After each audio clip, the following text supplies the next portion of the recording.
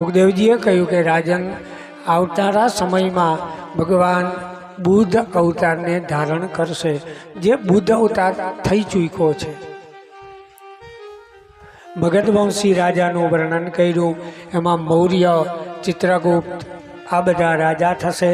ચાણક્ય આ બધાનું વર્ણન છે. એ બધા ચરિત્રો થઈ ચૂક્યા છે.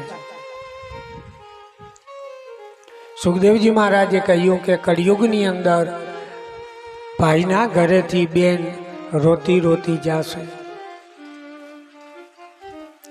આ કળિયુગના લક્ષણો બતાવ્યા છે કે પિતા પુત્રનું કહ્યું નહીં કરે, પુત્ર માતાનું કહ્યું નહીં કરે, ભાઈ ભાઈનું કહ્યું નહીં કરે, અંતમાં કોઈ કોઈનું નહીં રહે. એક સમય એવો આવશે કે મનુષ્યની અંદર માત્ર લગ્ન સંસ્કાર જ રહેશે, બાકીના કોઈ સંબંધો રહેશે નહીં. સંબંધ એક જ રહેશે કે આ સ્ત્રી છે અને આ પુરુષ છે, બાકીના કોઈ સંબંધો નહીં રહે. સુખદેવજીએ કહ્યું કે રાજન, કલિયુગ જ્યારે વૃદ્ધ થશે ત્યારે પૃથ્વી ઉપર માણસનું આયુષ્ય 20 વર્ષનું થશે. 20 વર્ષનો થાય એટલે એમ કહેશે કે બાપા બેઠા છે. 20 વર્ષમાં બાળપણ, યુવાની, વૃદ્ધાવસ્થા બધું આવી ગયું. ગાયો બધી બકરી જેવડી થઈ જશે. માણસોમાં કોઈ જાતના સંસ્કારો રહેશે નહીં. ત્યારે ભગવાન કલ્કી અવતારને ધારણ કરશે. કઈ જગ્યાએ? તો કે ગંગાના તટ ઉપર સંખલપુર ગામમાં વિષ્ણુ યશા બ્રાહ્મણને ત્યાં ભાગવતીએ સરનામું પણ આપ્યું છે. સંખલપુર ગામ વિષ્ણુ યશા બ્રાહ્મણને ત્યાં ભગવાન કલ્કી અવતારને ધારણ કરી કાળા ઘોડા ઉપર બેસી દુષ્ટ રાજાઓનો નાશ કરી અને ફરીથી સત્યયુગની સ્થાપના પ્રભુ કરશે. સુખદેવજીએ કહ્યું પરીક્ષિતને કે રાજન, હવે તારા મૃત્યુના ભયનું નિવારણ મેં કર્યું, હવે તું મને જવાની રજા આપ. પરીક્ષિતે કહ્યું કે મહારાજ, આજે 7મો દિવસ છે. તક્ષક આવે, મને દંશ આપે, ત્યાં સુધી તમે અહીંયા મારી પાસે બેસો. સુખદેવજી કહે છે કે રાજન, જ્યાં સુધી હું અહીંયા બેઠો છું ત્યાં સુધી તારા તક્ષકની તાકાત નથી કે અહીંયા ગંગાના તટ ઉપર આવે. રજા લઈ સુખદેવજી મહારાજ ગંગાના તટ ઉપરથી ચાલતા થયા ઉત્તર દિશા તરફ. સુખદેવજી મહારાજ ચાલતા થયા. જ્યાં સુધી સુખદેવજીનું સ્વરૂપ દેખાણું ત્યાં સુધી પરીક્ષિત રાજાએ સુખદેવજીના દર્શન કર્યા. ગંગાના તટ ઉપર જે પણ ઋષિઓનો સમુદાય બેઠો હતો એ ઋષિ સમુદાયે સાથે મળી સુખદેવજી મહારાજનો જય જયકાર કર્યો. બોલીએ સુખદેવજી મહારાજ કી જય. સુખદેવજી પણ પોતાના ધામ તરફ પ્રસ્થાન કરે. ઋષિઓ જે આવ્યા હતા એ ઋષિમુનિ પણ એક એક કરી અને પોતાના આશ્રમમાં ગયા છે. હવે ગંગાના તટ ઉપર માત્ર ને માત્ર એક જ વ્યક્તિ છે અને એ છે રાજા પરીક્ષિત. પરીક્ષિત મહારાજ તક્ષક નાગની વાત જુએ છે કે ક્યારે તક્ષક આવે, મને દંશ આપે. આમ તો જોઈએ તો જ્યારે સુખદેવજીનું આગમન થયું, સુખદેવજીએ આવી પરીક્ષિતના મસ્તક ઉપર એનો હાથ મૂક્યો, ત્યારે જ પરીક્ષિતનો મોક્ષ તો થઈ ચૂક્યો હતો. પછીની જે આ કથા છે ભાગવતજી, એ કથા તો મને એવું લાગે છે કે પિતૃઓને તો ચોક્કસ મુક્તિ આપે જ છે, પણ આપણે બધા જીવતા પિતૃઓ છે ને, આપણા માટે સુખદેવજીએ કૃપા કરી અને આ ભાગવત બોલ્યા છે કે કેમ જીવવું, શું કરવું, એ સમજાવવા માટે 7 દિવસ સુધી સુખદેવજી મહારાજે આ ભાગવતનું જ્ઞાન કર્યું અને એની કૃપાથી આપણને આ ભાગવત મળ્યું છે. આગળ પણ કીધું તું, પાછું હજી એક વખત કહી દઉં કે જીવનમાં ક્યારેય પણ સંકટ આવે, કંઈ દુઃખ આવે તો ભાગવતજીનો આશ્રય લઈ લેજો, એમાંથી તમને જવાબ મળી જશે. ભાગવત છે એની અંદર બધી વસ્તુના સમાધાન છે.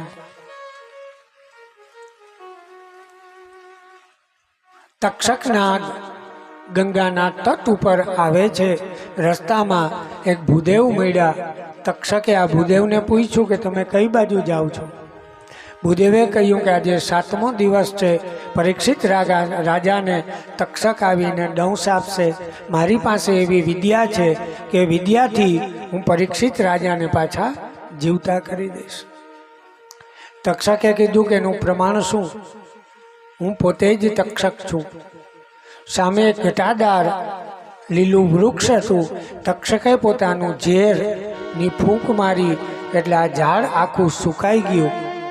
આ ભૂદેવ પાસે એવી વિદ્યા હતી. હાથમાં પાણી લઈ એના મંત્ર બોલી ઝાડ ઉપર છાંટ્યું તો ઝાડ જેવું હતું એવું જ પાછું થઈ ગયું.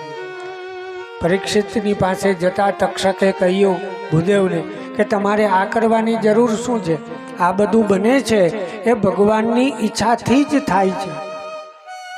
આ બ્રાહ્મણે કીધું કે હું ગરીબ છું, આ વિદ્યા હું એટલા માટે જ શીખો છું કે રાજાને હું જીવતા કરીશ એટલે રાજા મને દાન આપશે તો મારી આજીવિકા ચાલશે. તક્ષકે કીધું કે રાજા આપે એના કરતાં વધારે હું તને આપી દઉં તો? આ બ્રાહ્મણે કીધું તો અમારે ગંગાના તટ ઉપર જવાની જરૂર નથી. તક્ષકે કલ્પિત દ્રવ્ય આ ભૂદેવને આપી અને તક્ષક ત્યાંથી ચાલતા થયા. જે જગ્યાએ પરીક્ષિત મહારાજ બેઠા છે, પ્રાણવાયુને જીતી પરીક્ષિત મહારાજ પ્રભુમાં લીન બન્યા છે. માત્ર હવે તો પરીક્ષિતનું ખાલી શરીર હતું, એ તો ઈશ્વરની સાથે લીન થઈ ચૂક્યા હતા. તક્ષકે આવી દંશ આપ્યો અને પરીક્ષિતનો મોક્ષ થયો. જે જગ્યાએ પરીક્ષિતનો મોક્ષ થયો એ જગ્યાએ દેવતાઓએ પુષ્પની વૃષ્ટિ કરી પરીક્ષિત રાજાનો જય જયકાર કર્યો. બોલીએ પરીક્ષિત મહારાજ. પરીક્ષિત રાજાનો પુત્ર જન્મેજય એને રાજ્ય આપ્યું હતું. જન્મેજય રાજાને ખબર પડી કે તક્ષકે આવી અને દંશ આપ્યો, પિતાનું મૃત્યુ થયું. એ જ સમયે ઋષિમુનિઓને બોલાવી અને સર્પરાટ યજ્ઞ કર્યો. યજ્ઞ ચાલુ છે. એક સર્પ આવી કુંડમાં પડવા લાગ્યા. તક્ષક નથી આવતો. જન્મેજય રાજાએ કહ્યું કે એવા મંત્ર બોલો કે તક્ષક આવવો જોઈએ. તક્ષક ઇન્દ્રાસનને વીંટળાઈ અને બેસી ગયો સ્વર્ગમાં. બ્રાહ્મણોએ એવા મંત્ર બોલ્યા કે તક્ષક ઇન્દ્રાસન શીખે અધર થયું. એ સમયે દેવતાઓએ આવી જન્મેજય રાજાને સમજાવી અને સર્પરાટ યજ્ઞ બંધ કરાવ્યો કે જે બન્યું એ ઈશ્વર ઈચ્છાથી થયું છે. આ નિર્દોષ સર્પોને મારવાથી સર્પની જાતિ આખી લુપ્ત થઈ જશે. સર્પરાટ યજ્ઞ બંધ થયો. આપણી કથામાં માત્ર હવે 2 ચરિત્ર બાકી છે, એક માર્કંડ ચરિત્ર અને બીજું ઊંડીની કથા. મેં સવારે પણ કીધું હતું કે આખું ભાગવત સાંભળવાનો મોકો ન મળ્યો હોય અને ઊંડીની કથા સાંભળીએ તો ભાગવત સાંભળવાનું પુણ્ય આપણને પ્રાપ્ત થાય છે.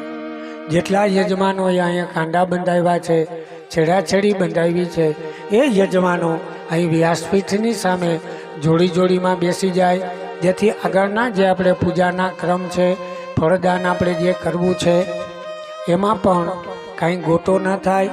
એટલે જેના છેડાછેડી અને કાંડા બાંધેલ છે એટલા જ યજમાનો અહીંયા વ્યાસપીઠની સામે દર વખતે આપણે જેમ શિસ્તબદ્ધ આપણે બધા બેસીએ છીએ એ જ રીતે બધા અહીંયા આગળ લાઈનમાં બેસી જાઓ એટલે ઊંડી વચાઈ જાય.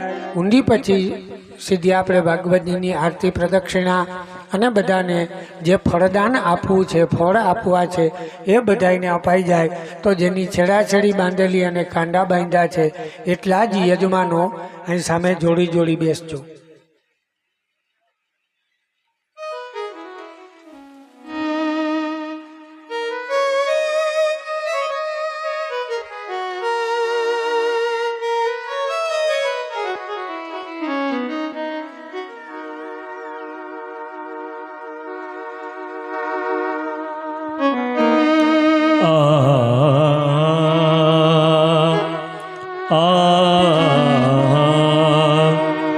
साथ देती नहीं है किसी का, साथ देती नहीं है किसी का, क्या भरोसा है इस जिंदगी का, क्या भरोसा. साथ देती नहीं है किसी का, साथ देती नहीं है किसी का, क्या भरोसा है इस जिंदगी का, क्या भरोसा. सब रुक जाएगी चलते चलते, सांस रुक जाएगी चलते चलते, सब बुझ जाएगी जलते जलते, दम निकल जाएगा,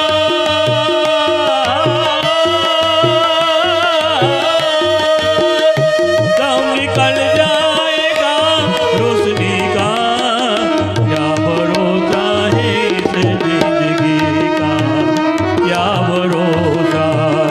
हम रहे ना मोहब्बत रहेगी, हम रहे ना, हम रहे ना मोहब्बत रहेगी, दास्तां अपनी दुनिया कहेगी, नाम रह जाएगा,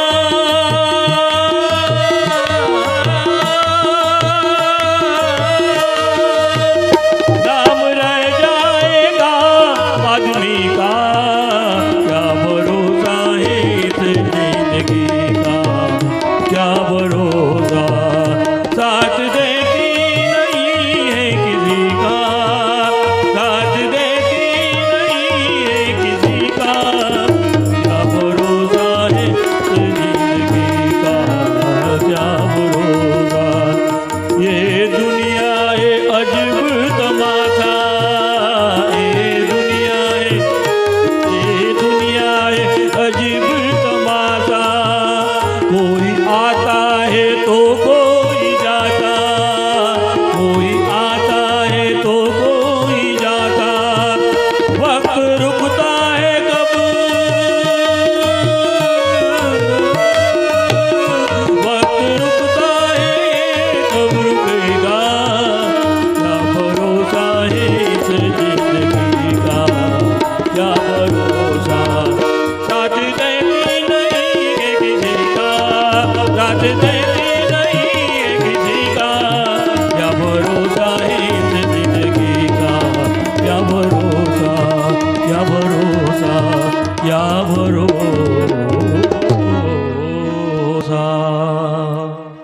સુખદેવજી મહારાજ ગયા પછી જન્મેજય સર્વરાટ યજ્ઞ કરે. યજ્ઞ પૂર્ણ કરી માર્કંડ ચરિત્ર કહે છે કે એક વખત મૃકુંડ ઋષિએ તપશ્ચર્યા કરી. શિવજી પ્રસન્ન થયા, કહ્યું કે પુત્ર આપો. શિવજીએ કહ્યું કે મારી પાસે બે પુત્ર છે, એકનું આયુષ્ય 100 વર્ષનું છે અને બીજાનું આયુષ્ય 16 વર્ષનું છે. બેયમાં ફેર એટલો છે કે 100 વર્ષનું જેનું આયુષ્ય છે એ કુપુત્ર છે, 16 વર્ષનું આયુષ્ય છે એ સુપુત્ર છે. મૃકુંડે કહ્યું કે મહારાજ ભલે આયુષ્ય ઓછું હોય પણ મને સુપુત્ર આપો. એટલે મૃકુંડને ત્યાં માર્કંડ ઋષિનો જન્મ થયો. માર્કંડ ઋષિ બાલ્યકાલથી શિવની ઉપાસના કરે. એક વખત ઉપાસના કરે છે એ સમયે પૂજા થઈ ગઈ, માત્ર ને માત્ર આરતી બાકી હતી. એ સમયે યમના દૂતોએ આવી અને ઋષિને કહ્યું કે અમારી સાથે ચાલો. ઋષિએ કહ્યું કે મને ખાલી આરતી કરી લેવા દો, પછી હું આવું. માનતા નથી. એ સમયે શિવજી પ્રગટ થઈ અને યમના દૂતોને કહે છે કે તમે કોને લેવા આવ્યા છો? યમના દૂતોએ કહ્યું, પ્રભુ તમે જ 16 વર્ષનું આયુષ્ય આપ્યું હતું, એ 16 વર્ષનું આયુષ્ય એનું પૂર્ણ થયું. શિવજીએ કહ્યું કે 16 વર્ષનું આયુષ્ય મેં મારું આપ્યું છે. અર્થ તો કે માર્કંડ ઋષિ અજર અને અમર થઈ ગયા. કારણ તો કે વર્ષો વીતે માં 9 લક્ષ 1 બ્રહ્મા તણી સેકંડ થાય છે. આપણા હજારો વર્ષો વયા જાય ત્યારે બ્રહ્માની 1 સેકન્ડ થાય એવું 16 વર્ષનું આયુષ્ય શિવજી આપ્યું છે. એ સમયે શિવજીએ માર્કંડ ઋષિને માયાનું દર્શન કરાવ્યું છે. વટસ્ય પત્રસ્ય પુટે શયાનમ બાલમ મુકુંદમ મનસા સ્મરામી. અથાગ સમુદ્રની વચ્ચે એક વડલાનું પાંદ જાય છે. એ વડલાના પાંદ ઉપર બાલ મુકુંદ બાલકૃષ્ણ પોતાનો જમણા પગનો અંગૂઠો મોઢામાં લઈ અને સૂતા છે. આ માયાનું દર્શન માર્કંડ ઋષિએ કહ્યું છે. માર્કંડ ચરિત્રને કહી અને હવે આપણે છેલ્લો અધ્યાય ચાલુ કરીએ, જેને હુંડી કહેવામાં આવે છે.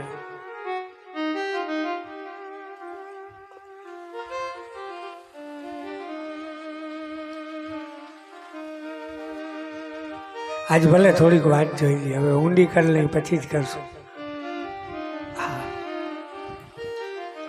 કારણ કે આમાં બધું બેઠો હોઉં ત્યારે કેસેટ ગોઠવેલી હોય, એટલે સ્વયંસેવક ભાઈઓને કહેજો 10 મિનિટ ખાલી જાળવી જાઓ.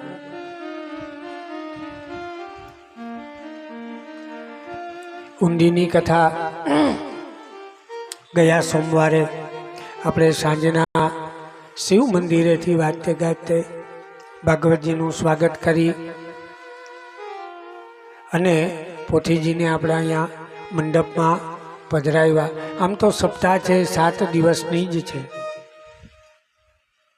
કારણ સપ્તાહ એટલે 7 દિવસ. આપણે 8 દિવસ કરીએ છીએ. શું કામે? તો કે અવળો પરિવાર હોય, એ બધાને દેહ સુધી આ બધું કરાવવું હોય, પોથીયાત્રા કરવી હોય, તો 7મા દિવસે આપણે 7 દિવસનો ક્રમ રાખીએ અને સવારે દેહ સુધીને આ બધું કરી લઈએ તો આપણી બપોર તો એમાં થઈ જાય. તો 1 દિવસની કથા આપણે વાંચવી ક્યારે?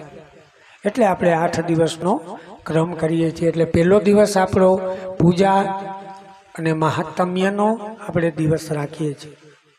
તો એ ગયા સોમવારે સાંજના આપણે ભાગવતજીને અહીં પધરાવી અને મહાત્મ્યનો પ્રારંભ કર્યો. એમાં મહાત્મ્યના 6 અધ્યાયો, એમાં ભક્તિ અને નારદનો સમાગમ, સનકાદિક અને નારદનો સંવાદ, ભક્તિના દુઃખનું નિવારણ, આત્મદેવ બ્રાહ્મણનો મોક્ષ, ગોકર્ણનું વર્ણન અને ભાગવત કથા કરવી હોય તો કેમ કરવી એમ કહી અને આપણે મહાત્મ્યને વિરામ આપી. મંગળવારે સવારે આપણે પ્રથમ સ્કંદનો પ્રારંભ કર્યો. પ્રથમ સ્કંદથીના 19 અધ્યાયો, એમાં શૌનકના 6 પ્રશ્નો, શૌનકના પ્રશ્નનો જવાબ, અવતારોનું ચરિત્ર, તપ અને વેદનું જ્ઞાન છતાં વ્યાસજીને અસંતોષ. વ્યાસજીની પાસે નારદજી આવ્યા, પોતાનો પૂર્વજન્મ કયો, પૂર્વજન્મ કહી પાંડવોના બાળકનો વધ, અશ્વત્થામાની પરીક્ષા, ભીષ્મની સ્તુતિ, યુધિષ્ઠિરનો સંવાદ, દ્વારકામાં ભગવાનનો પ્રવેશ, પરીક્ષિતનો જન્મ, વિદુર ધૃતરાષ્ટ્રને ઉપદેશ આપી હિમાલય તરફ પ્રયાસ કરે, યુધિષ્ઠિરને વિવિધ અપશુકન, દ્વારકાથી અર્જુનનું આવવું, અર્જુને આવીને કહ્યું ભગવાનના સ્વધામ ગમનની કથા, કલયુગથી પીડાતા ધર્મની પરીક્ષિતની રક્ષા, પરીક્ષિત રાજાને શિક્ષા આપી, પરીક્ષિત રાજાને બ્રાહ્મણનો શ્રાપ, ગંગા તટ ઉપર જઈ અનશન વ્રતને ધારણ કરી અને સુખદેવજીનું આગમન થયું ત્યાં સુધીની કથાને કહી પ્રથમ સ્કંદ તેને આપણે વિરામ આપ્યો. દ્વિતીય સ્કંદ તેના 10 અધ્યાયો, એમાં મનુષ્યનું કર્તવ્ય, વિરાટ પુરુષનું વર્ણન, સ્થૂલ અને સૂક્ષ્મ ધારણા, સુખદેવજીની પ્રાર્થના, બ્રહ્મા અને નારદનો સંવાદ, વિરાટ પુરુષની વિભૂતિ, પુરુષોક્તથી ભગવાનનું પૂજન, બ્રહ્મા અને નારદનો સંવાદ, ઈશ્વર જીવની સાથે સંબંધ છે તે કથા, પરીક્ષિતના પ્રશ્નો, બ્રહ્મદેવે કરેલી ચતુશ્લોકી નારદજીને ભાગવત બનાવ્યું તે કથા, ભાગવતની વ્યાખ્યા, પરીક્ષિત રાજાના પ્રશ્નોનો ઉત્તર આપી અને દ્વિતીય સ્કંદને આપણે વિરામ આપ્યો. તૃતીય સ્કંદ તેના 33 અધ્યાયો છે. એમાં યાત્રા માટે નીકળેલા વિદુર અને ઉદ્ધવનો સંવાદ, કૃષ્ણનો વિયોગ, મથુરા અને દ્વારકામાં શ્રી કૃષ્ણનું ચરિત્ર, વિદુરજીના પ્રશ્નો, વિરાટની ઉત્પત્તિ, જીવાત્મા સૂક્ષ્મ છતાં અવિદ્યા સાથેનો સંબંધ, જલસાઈ ભગવાનની સ્થિતિ, બ્રહ્માની ઉત્પત્તિ, 10 પ્રકારે બ્રહ્માએ સૃષ્ટિની ઉત્પત્તિ કરી તે કથા, ભગવાનની માનસિક અને મૈથુનિક સૃષ્ટિનું વર્ણન, દિતિ અને કશ્યપના ગર્ભમાંથી હિરણ્યકશિપુનો જન્મ, હિરણ્યાક્ષનો વધ, બ્રહ્માજીએ સૃષ્ટિની રચના કરી તે કથા કહી અને કરદમને ત્યાં ભગવાનનું પ્રાગટ્ય થયું. મનુની સાથે મનુ ભગવાન દેવહૂતિને લઈને આવ્યા, કરદમની સાથે પાણી ગ્રહણ કર્યું, ભગવાન કપિલનો જન્મ અને 33 અધ્યાય સુધી કપિલ ભગવાને માતાને સાંખ્યશાસ્ત્ર બનાવ્યું તે કથાને કઈ તૃતીય સ્કંદને વિરામ આપ્યો. ચતુર્થ સ્કંદ તેના 31 અધ્યાયો છે.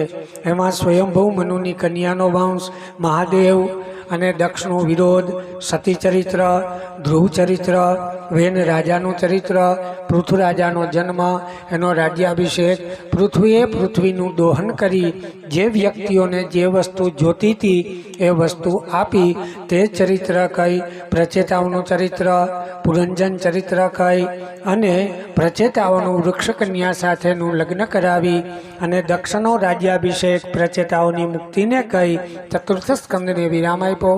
પંચમ સ્કંદ તેના 26 અધ્યાયો. એમાં પ્રિયવ્રત રાજાનું ચરિત્ર, શ્રીરંપટ અગ્નિદ્ર રાજાનું ચરિત્ર, ભરતજીનું ચરિત્ર કે જે જળભરત તરીકેનો ત્રીજો અવતાર થયો તે ચરિત્ર કહી અને રહુગણ રાજા ભરતની સાથે મળે તે ભરત ચરિત્ર. એમાં ભરત રાજાને આ રહુગણ રાજાને ભરતજી જ્ઞાન આપે એમાં દ્વીપોનું વર્ણન, નરકોનું વર્ણન, સોમ શુક્રાદિક વર્ણન, પાતાળોનું વર્ણન કરી અને પંચમ સ્કંદને આપણે વિરામ આપ્યો. ષષ્ઠમ સ્કંદ તેના 19 અધ્યાયો છે. એમાં અજામિલનું ચરિત્ર, દક્ષની 60 કન્યાઓનું ચરિત્ર, પ્રજા સૃષ્ટિ માટે હંસગુહ્ય સ્તોત્રથી શ્રી હરિની આરાધના, વિશ્વરૂપ દેવતાઓના ગુરુ બન્યા, નારાયણ કવચની વિદ્યા, દધીચીના હાડકાથી વજ્ર બનાવી ઇન્દ્ર મહારાજે વૃત્રાસુરનો વધ કર્યો, ઇન્દ્રને બ્રહ્મત્યા લાગી, બ્રહ્મત્યાની વેચણી કરી, વૃત્રાસુરનો પૂર્વજન્મ, અંગિરાસ કુળમાં ઉત્પન્ન થયેલા ચિત્રકેતુનું ચરિત્ર, અદિતિના પુત્રનો વંશ, દિતિના પુત્રનો વંશ, પૂર્વજન્મ માટે પયોવ્રતની વિધિ આપી. સપ્તમ સ્કંદને આપણે વિરામ આપ્યો. સપ્તમ સ્કંદ તેના 15 અધ્યાયો છે. એમાં બ્રહ્માના શ્રાપથી હિરણ્યકશિપુએ પોતાના પુત્રનો વિરોધ કર્યો, પ્રહલાદજીનો જન્મ, પ્રહલાદજીને જ્યારે કષ્ટ પડ્યું ત્યારે ભગવાન નરહરિનું પ્રાગટ્ય, નરહરિ ગયા પછી પ્રહલાદજીને નારદજીએ જ્ઞાન આપ્યું, મનુષ્ય, વાનપ્રસ્થ, બ્રહ્મચારી, સંન્યાસી, સિદ્ધા અવસ્થા, ગ્રહસ્થાશ્રમોના ધર્મો બતાવી સપ્તમ સ્કંદને આપણે વિરામ આપ્યો. અષ્ટમ સ્કંદ તેના 24 અધ્યાયો છે. એ 24 અધ્યાયોમાં સ્વયંભૂ અને સ્વારોચિષની ઉત્પત્તિ, જળવિહાર કરતા ગજેન્દ્રનો મોક્ષ, 5મા અને 6ઠા મન્વંતરનું વર્ણન, સમુદ્ર મંથનની કથા, મોહિનીનું પ્રાગટ્ય, ભગવાને મોહિની સ્વરૂપ ધારણ કર્યું એમાં શિવ મોહપાઈમાં તે ચરિત્ર, બલિરાજા વિશ્વજીત યજ્ઞ કરી સ્વર્ગનું રાજ્ય મેળવે તે કથા, કશ્યપ ઋષિને ત્યાં અદિતિને પયોવ્રત આપી અને ભગવાન વામનજીનું ચરિત્ર કહી, બલિરાજાને ત્યાં ભગવાને આશીર્વાદ આપી, મત્સ્યાવતારની કથાને કહી અને આપણે અષ્ટમ સ્કંદને વિરામ આપ્યો. નવમ સ્કંદ તેના 24 અધ્યાયો.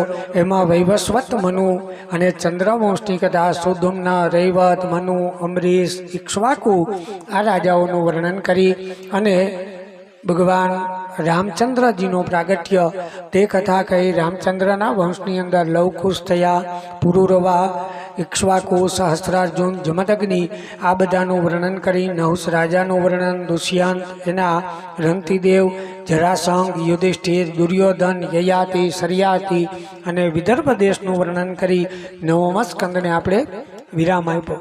10મા સ્કંદ તેના 90 અધ્યાયો છે. 49 અધ્યાય દ્વારા પૂર્વાર્ધ છે અને પછીના ઉત્તરાર્ધ બતાવ્યા.